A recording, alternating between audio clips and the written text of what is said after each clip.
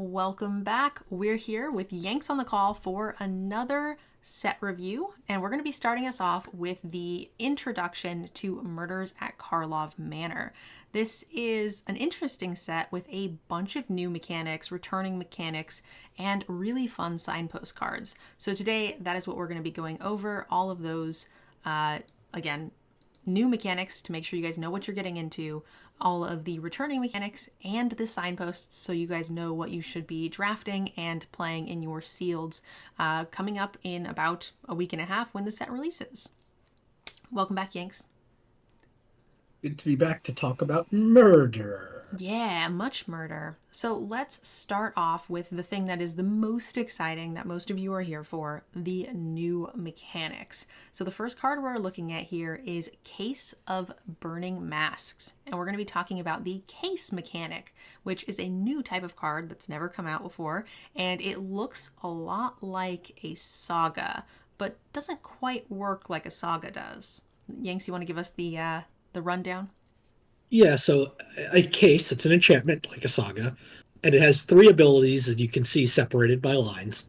The first ability is always active when it's on the battlefield. Sometimes it's a when it enters the battlefield trigger, or sometimes it's just has a static ability while it's there. The second ability is always a to solve ability, which then means you have to meet a certain condition at the end of your turn, beginning of your end step, in order to solve the case. So that's hence the if unsolved, solve at the beginning of your end step reminder. So for Case of the Burning Masks, when you go to the beginning of your end step, if you have not solved this case yet, and three or more sources you control dealt damage this turn, you have now solved the case, which would then cause the third ability to trigger. Which in So this case means you have the ability to sacrifice this, exile the top three cards, pick one, and play that this turn. So for this one, is this a per turn thing? Or does it last forever? Which ability? So to solve, three or more sorceries you control dealt damage this turn. So now this one specifies this turn. So now the case is solved. Is it solved next turn? Right? Because does that make sense? You can only solve it once. Once it That's is solved, it remains solved. that's what I was trying to get at, because the way Yep. that this is worded makes it sound like you have to solve it multiple times. And there is another card that I actually played in the precons. If you guys are interested, we already have an early access game with the new Murders precons up onto our EDH decked out show. But it was to solve, you had to have 15 cards in your graveyard. So hypothetically, if you removed cards, would this undo the solve, right? The answer, I believe, is no. It is permanently solved. So I feel like you could even put a little token on there to say solved. I don't think Correct. they come with those, though. That would not undo it. There is a little bit of a catch there, in that something like the one you're saying with 15 cards in your graveyard, you have to have 15 cards in your graveyard when the ability triggers and when it resolves. So there is a spot there where they could respond by removing cards out of your graveyard. On the end step, you mean? Yeah, so it hits the end step. If it checks to see if you have 15 cards in your graveyard, it triggers Yes. on the stack, and then they could respond by taking 5 cards out of your graveyard, in which case the trigger would fizzle. Yeah, but they could have just done that in your second main phase. It wouldn't have changed anything. Correct. So that's fine. It's just that if they do remove those, the case does not become unsolved. And that's really No. the thing I wanted to get at, because that is pretty unclear the way I read this originally. Again, I've already played with them, so I was able to keep my case solved, but it was not blatantly obvious that that's the way that worked. So I don't know. I really like I don't have them on my desk, but I have the little unfinished tokens, the little round ones, and you can use a little dry erase and to mark that things are solved. I feel like we need something like that if we're going to be using a lot of these, because especially in commander games, I feel like it's going to get really complicated, but we're talking about limited. But if Yeah, something happens, I feel like you'll still remember, but it might undo itself and it might be hard to prove that it was. Like if there's a judge call, right? 15 cards in graveyard, and those cards get removed or brought back. And then they say, hey, you only have 13 cards in your graveyard. I don't think you ever solved this. How do you prove it? I hate that aspect of it. Yeah, I think you can, for limited, unless we see one that has some sort of counters involved, you could probably just use a die to mark off like on that bottom phase that it's there. Yeah, I think that's just But what yeah, you're going to have to do. The game is getting more complicated and convoluted in the last like 5 years on how you keep track of all these new different mechanics. for sure. All right, let's go ahead and talk about the next one. And this is sort of a new take on an old mechanic, and we're going to be talking about disguised. This is similar to old school morph, right? Yeah, it is almost the identical mechanic. The only difference between this and Morph is that Morph you got a 2/2 for 3 mana. Here you get a 2/2 with Ward 2 for 3 mana. Yeah, so it's just new and improved morph. And I think that that is fair. I was not in love with the morph mechanic before, but either way, it is sort of power crept out of the game. It's not a mechanic we can really return to, I don't think, because it's just not good enough. And in order to sort of revitalize that, they've made a new mechanic. And I don't think going back and errataing all of the old ones makes sense either. So No. this is fine. It's flavorful. I like the idea of disguise in a murder mystery set. I think that's very well placed. And I don't hate that they brought back, Morph's better looking sibling.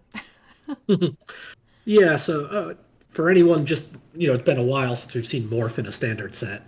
Um, for anyone that doesn't know that, to in this case, Disguise, you pay 3 mana, you cast it as a creature spell face down as a 2/2 with, in this case, Ward 2. And then at any time you have priority, you can activate the Disguise ability, which means you pay the Disguise cost and turn it face up.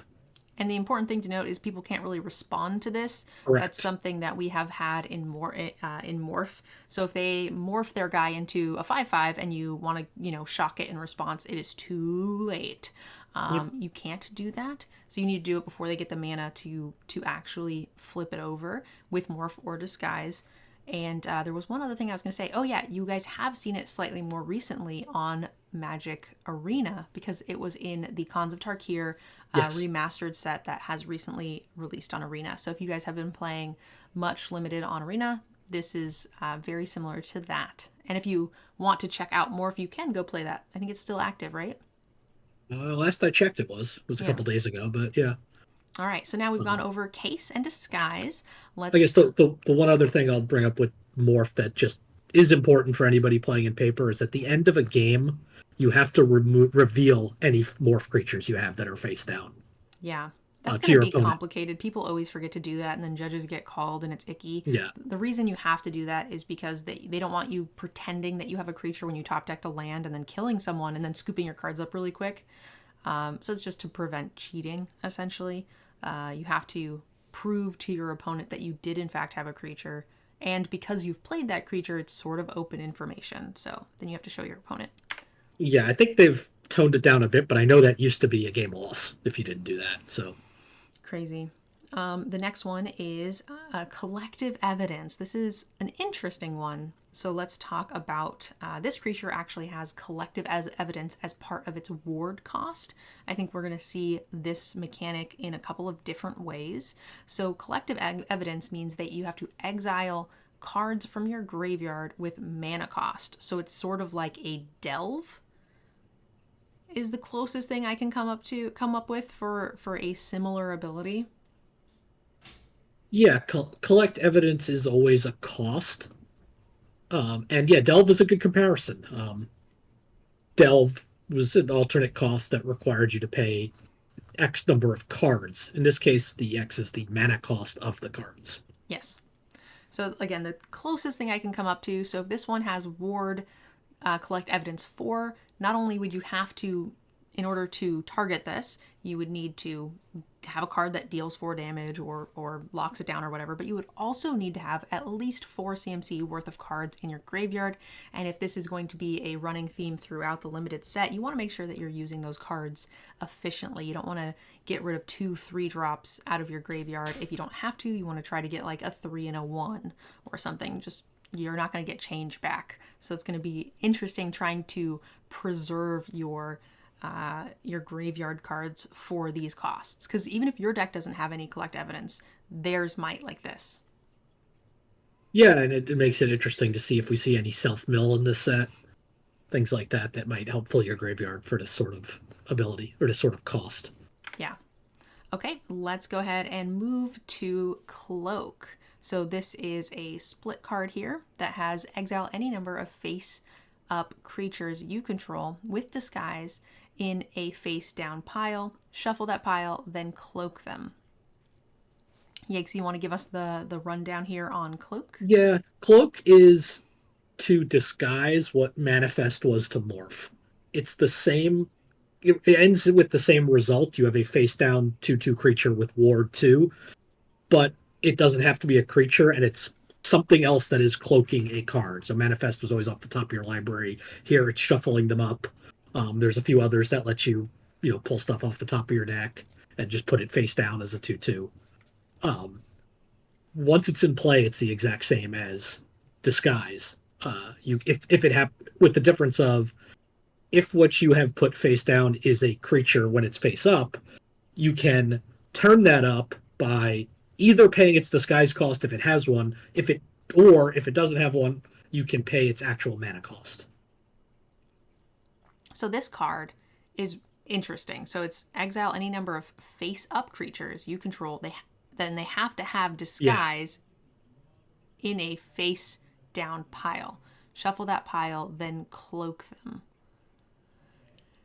That's very specific. So what is this? We'll talk about this in the set review, but like this kind of has to do with what Cloak is and why you're trying to do that. I'm guessing it's because you have disguise cards that have flip up triggers, and so you want to reactivate those. Is that what this is? Like, why would we want to cloak our creature? That would be most likely the only reason. I guess there could be some creatures that we might see that have disguise that are smaller than 2/2s face up, so you might want to make them bigger. I guess it protects them from removal. Yep, it does do that. Someone in the chat just pointed that out. So it's sort of just an exile card, but then this feels like extra because it specifically has to also have a disguise cost, so it's not a good thing to put it in from. Yeah, unless there's it's like bombs, but. And this is a weird one because it specifies that they have to have disguise. So like there's a green rare in the set that just lets you look at the top 5 cards of your library and cloak 2 of them. Yes. Like I think that's more akin to what we would have seen with Manifest back in Dragons of Tarkir. And if you don't hit disguise cards, you can just put lands upside down and just get two 2/2s, right?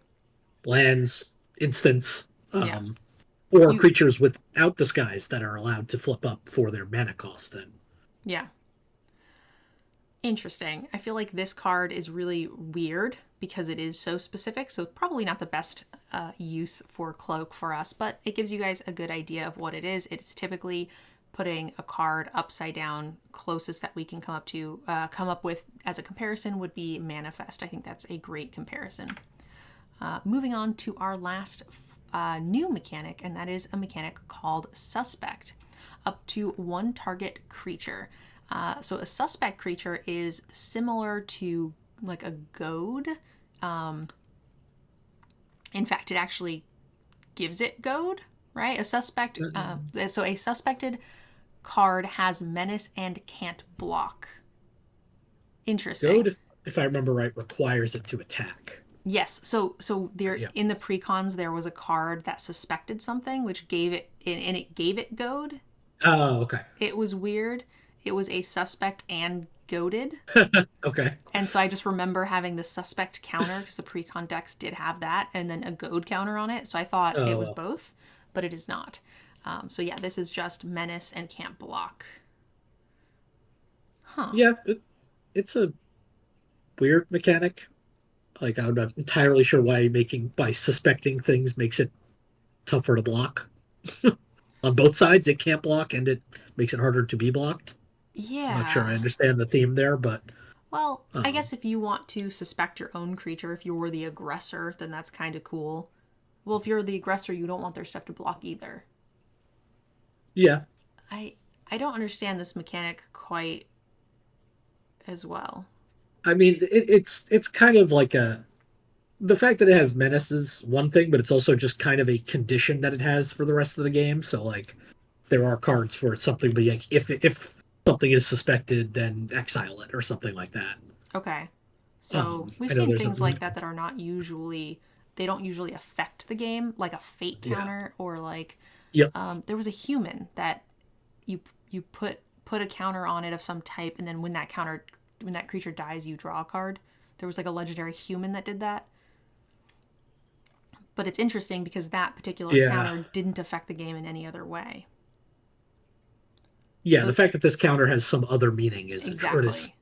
ability is some other meaning. But you're right, it Because does seem weird that it's kind of this like weird net neutral thing. I feel like what it should say is if it's your creature, it gets menace. If it's their creature, you can't block.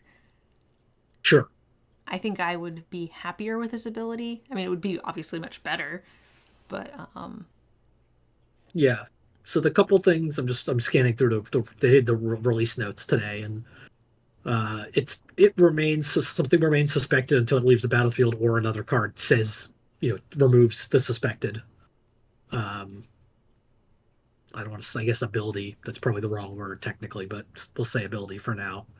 Um, Weirdly, it's not an ability because if you have something that says like creature loses all abilities, it is still suspected. yeah. It does no longer have menace, but it's still suspected.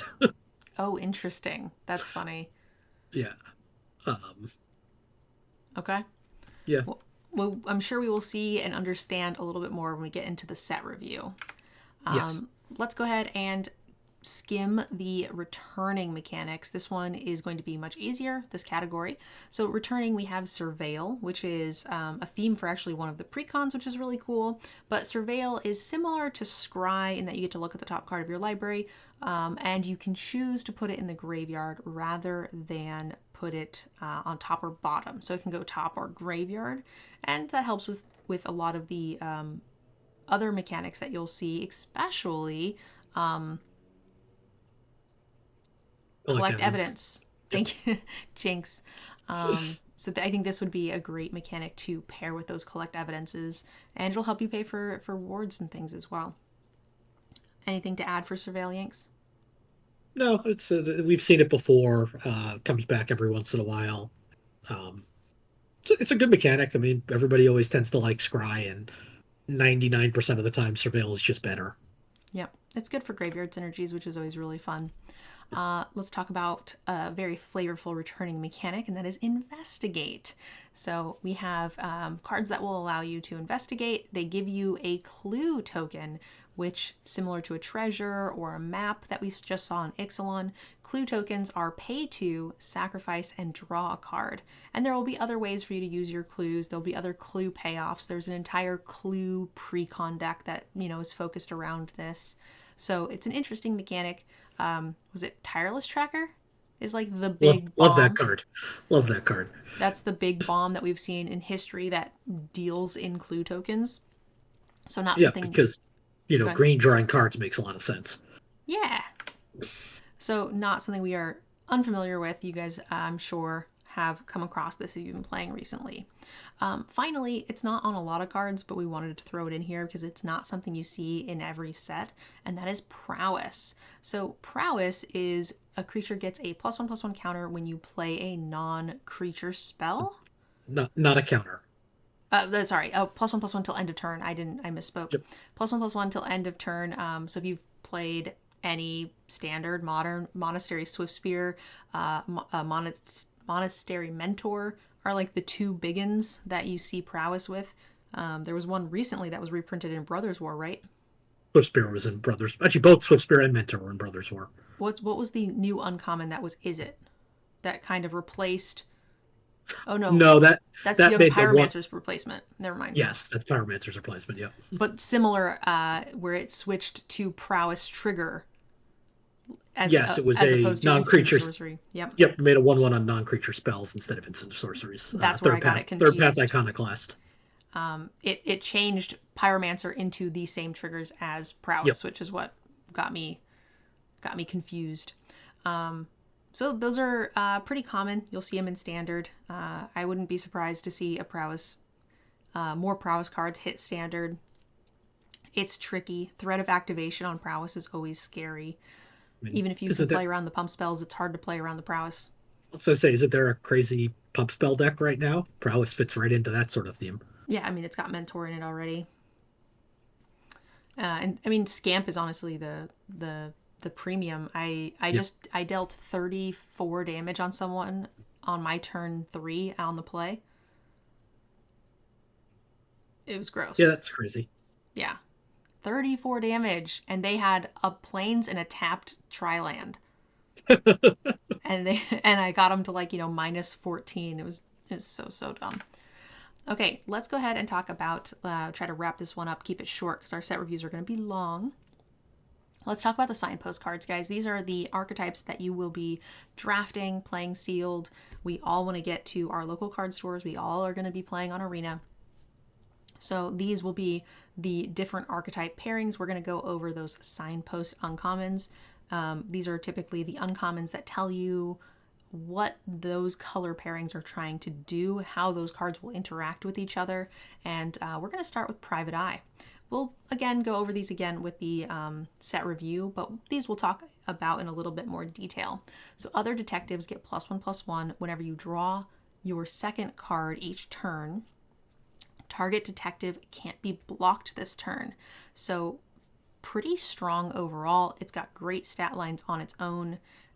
It tells you you're going to be working with detectives, and it tells you you're going to be drawing a lot in these colors. So I like all of those things. This sounds super fun to me. Yeah, I mean, it's on theme too. Like detectives, okay, tribal you can always run, but drawing cards in this set, a lot of it's going to be with clues. Detectives, clues makes perfect sense. Yeah, I like that the draw a second card specifies, doesn't specify clue, but that is sort of the agent in which you will get that ability. That's how you'll get that method from your clues, which is super fun. And I like that the detectives are the ones investigating the clues, getting you more card draw, getting you more creatures. It's wonderfully flavorful. I think this might be one of my favorites for the new set. I mean, also the fact that Private Eye is a homunculus is fantastic. I honestly didn't even look at the name of the card or the art. I just kind of jumped into it, really. It is a homunculus eye. That's wonderful. All right, so next up, we're going to talk about the Dimir colors, and this is Clue Control. So we have a 3/1 flyer. Whenever you sacrifice a clue, return this from your graveyard to your hand. Didn't we see this almost exact same card in a previous set? And it ended up being way scarier than I thought it was going to be. We did it, guys. Chat found the card. The card is Voidwing Hybrid. This is from Phyrexia All Will Be One. Similar vibe, right? It says whenever you proliferate, you can return this from your graveyard to your hand. It had flying and toxic. So this got one less attack, but it had toxic, which is cool. Similar mechanic whenever you do the main mechanic of the set. In this case, sacrifice a clue versus proliferate, which was Dimir's thing in that set. So very, very similar archetype. And I feel like this Voidwing Hybrid, I was like, oh yeah, but you're not going to proliferate that much. Only some decks want to. Proliferate cards aren't really good enough on their own. And that ended up not being the case. So I think that this particular Signpost card will be better based on what I saw from Voidwing. Yeah, I feel like by the time this ever proliferated, I was already dead to a 1/1 with poison. Yeah, I mean, other decks were better than it, sure. But if you were also playing one of those not turn 1 decks, then this Voidwing was very, very problematic. There were non-turn 1 decks in that format? Yanks, come on, help me out here. The point still stands that Voidwing was better than I thought, and I think this card will be as well. I think this card will be good. All right, let's go ahead and move on to our Rakdos colors, and we have the Rune Brand Juggler. This particular archetype is going to be suspect aggro, so you're going to be suspecting your creatures and their creatures. something. So let's go ahead and read this card. Enters the battlefield, suspect up to one target creature you control. You can pay 5, sacrifice a suspected creature. Target creature gets -5/-5 until end of turn. So that's a pretty cool bonus for getting to give your creature menace, and then when it's no longer any good, you can use it as fodder. I'm here for it. Seems decent. Yeah. I mean, any sort of 2-mana spell that has late game value is pretty good. Oh. It's going to be too expensive, but is there a world where we can suspect their creature, steal it, and then blow it up? I mean, yeah, games go long enough. Magical Christmas land. Yay. I really like the Jester feel. There were, similar cards in Return to Ravnica. The Juggler. The Knife Juggler. Yeah, also in, I can picture the symbol, but I never remember which one is Ravnica Allegiance and which one is Guilds of Ravnica. But one of those had it as well. Yeah. Also, guys, seriously, chat, figuring out which card I was talking about with like very little information. Bravo. I'm still impressed. So yes, Suspect, Aggro, Rakdos doing Rakdos things. And I like the fact that Suspect is in Rakdos. That feels very fitting. Now we're going to talk about the Gruul, the Stompy ramp. Not surprising. Green-red happens. We have a 4-mana 4/4 with Vigilance. You can tap it. Add 2 mana, 1 of each color. Spend it only to cast a face-down spell or to turn creatures face up. So you're going to be dealing with a lot of those disguise slash... what's the other one? Cloak. Disguise and cloak in this archetype as well. I like the idea that you're getting a lot of mana here. You get to attack with a really relevant creature and then post-combat put extra stuff into play, which is nice. I mean, in a Ravnica set, if red-green wasn't doing Gruul Smash things, there'd be a problem. I mean, Gruul is doing Gruul Smash things in every set. Let's move on to Selesnya, the green-white. This is the Disguise and Go Wide. So looking at the Gruul from before, you're going to get a lot of the similar disguise things here in the Selesnya. We've got a 1/3 with Reach. It's fine, a little weirdly statted for my Selesnya cards, but whenever a face-down permanent you control is turn face it up, put a +1/+1 counter on it and a +1/+1 counter on this card. So that's pretty cool. I like it. You won't see a lot of Cloak, but I think we're going to have a lot of Disguise. Yeah, it's interesting because we have to see the set, but Disguise in my head doesn't seem like a green-white mechanic. Just like the term. It feels like blue, maybe black. But yeah, and I think the black card we showed for the new mechanic was also black. Yeah. We'll see. I think this is probably... I mean, I always like Selesnya, but you're right. This one doesn't feel very on brand. No, but it could still be fun to play and good. And +1/+1 counters are certainly on brand if they have enough disguise. All right, now let's get into one of my favorite archetypes, Orzhov. The Orzhov colors is going to be Disguise, Power 2 or less. Is the theme here. So we have a 2/4 flyer for 4, very Orzhov, very Signpost. We see this stat line and mana cost in most sets with Orzhov. Keldheim had the really iconic one when you cast your second spell. This one says whenever another creature with power 2 or less enters battlefield under your control, each opponent loses a life, you gain a life. You can pay 7. Creatures you control with power 2 or less gain Death Touch and Lifelink until end of turn. Yeah, so the theme here is really the power 2 or less, but that works perfectly with Disguise, because every Disguise card can come in with power 2 or less. Yeah, and also white just tends to have a lot of little shitters anyway, so even if you aren't heavy on Disguise, you can still make this particular card work very well. This deck is going to have a lot of 2-powered creatures, even if you don't have Disguise, right? Yeah, white and black tends to have those. Yeah. So this just the Disguise mechanic or theme in this set just means that not only do your 2 and 3 drops have a chance to trigger this, your 5 and 6 drops also do. I love the fact that it gives Death Touch and Lifelink. The Lifelink would be so underwhelming. Yeah, it's got yeah, you have to have the death touch, and it's just so on brand. Black death touch, white lifelink. Perfect. Yeah. And it makes that ability really scary, honestly. Okay, moving on. We're almost done. We have the Is It colors, the blue-green. We have artifact tokens, Thopters and Clues. Very fitting. A thing we see very often with like Thopter spy network, like a very, very on-brand theme for this plane with these colors. We have a signpost card that is a 1/1 flyer.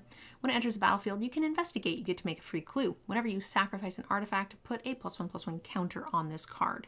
So very much signpost saying you are going to make and sacrifice many, many clues. And this will get very, very scary as you do that. Yeah, is it can go a couple different ways in sets. You get a lot of the blue red spells is very common archetype, but then you've also kind of got like this like engineering tinkerish kind of theme that is it sometimes has where it's an artifact theme, and that's what we're looking at here. Yep. I think these Is It tends to be very fun. I like both of those archetypes, and even though it's not my preferred play style, I typically think Is It decks are very cool. I mean, is it decks can be tempo-y, which I think you like. I do, yeah. Next up, we have the Golgari, the black-green. And this is going to be your graveyard, per always. They never give it anything else. It's not usually very flexible. And the second mechanic or new mechanic that they've paired with it is the Collect Evidence. So you have a 3/2 with Reach. When it enters the battlefield, destroy target token an opponent controls. It's not very signposty. No, black green just didn't really have one that made a whole lot of sense. I felt like on Ixalan, Lost Caverns of Ixalan, the signpost did like nothing. Black green has had kind of an identity crisis, it feels like, for several years now in terms of it's always graveyardy, but that's about it. And the graveyardy is typically pretty underwhelming, especially in this slot. So the art's cool though. Yeah, I mean the ability's relevant. You know, there are going to be tokens just because of clues everywhere. Yeah, I think this card's cool. I'm happy with it, but it's a great rate. It's got an ability. It's got, you know, a good ability, good keyword. It's just not as exciting for a signpost. It's a little bit of a letdown. Yeah, I agree. All right. I mean, even if for some reason like we were wrong on what the theme is, like that card doesn't have a theme. Yeah, it's There just is no value. theme. It's the only black green uncommon creature, and it has no theme. Yeah. Moving on to Boros, the white red. We have Meddling Youths. It's a human detective 4/5 for 5 with haste. Whenever you attack with 3 or more creatures, investigate. And this is the go wide deck. White has a lot of things that does want you to have artifacts or to crack clues, so there's some good synergy there. I'm always a fan of Boros, and this feels like it's doing all of the signpost Boros things, like attacking with 3 creatures. Yeah, this is not just the go wide. It very specifically has a 3 or more attack with 3 or more theme, which is kind of what, like you said, what Boros wants to be doing anyway. It's interesting that Boros has a 5 mana signpost. You usually expect them to have like a 2 or 3 mana signpost. Yeah, that is a little abnormal, but I would say that I think attack with 3 or more is go wide. Yes, yeah. It just has a very specific clause this time. Very specific number. Okay, we're on to the final one, and this is the Simic green-blue, and we have the Evidence Examiner, a merfolk detective, super flavorful. I love it. At the beginning of combat on your turn, you may collect evidence. Remember, that is exile cards from your graveyard with 4 mana cost or more. You don't get a refund. Whenever you collect evidence, you investigate. So you get some good card draw here. It's a great rate on its own. It's going to start drawing you cards over time. I think this is really cool, and it will really pay off all of your surveil triggers that you'll have in blue. I think this is not one of the more powerful, but one of the more like late game signposts that's going to get you a ton of value. I think this is a great signpost. Yeah, green blue, I forget who did the research on it, but showed green blue has been the worst performing color pair in limited for like 10 sets in a row on average. I mean, they have to There was make like up for like it being very good in standard for a while, and everybody hated it, right? Like if you're gonna make Uros and Okos and all this other shit, like you gotta punish it a little bit. But the interesting thing for me is I just that last ability, I know it's the way it has to work, feels backwards thematically. It should be whenever you investigate, you collect evidence. Like that's how investigating works, not the other way around. I feel like I get what you mean, but I feel like the act of collecting evidence is also investigating. Yeah, and it has to be that way because the other way doesn't work rules wise.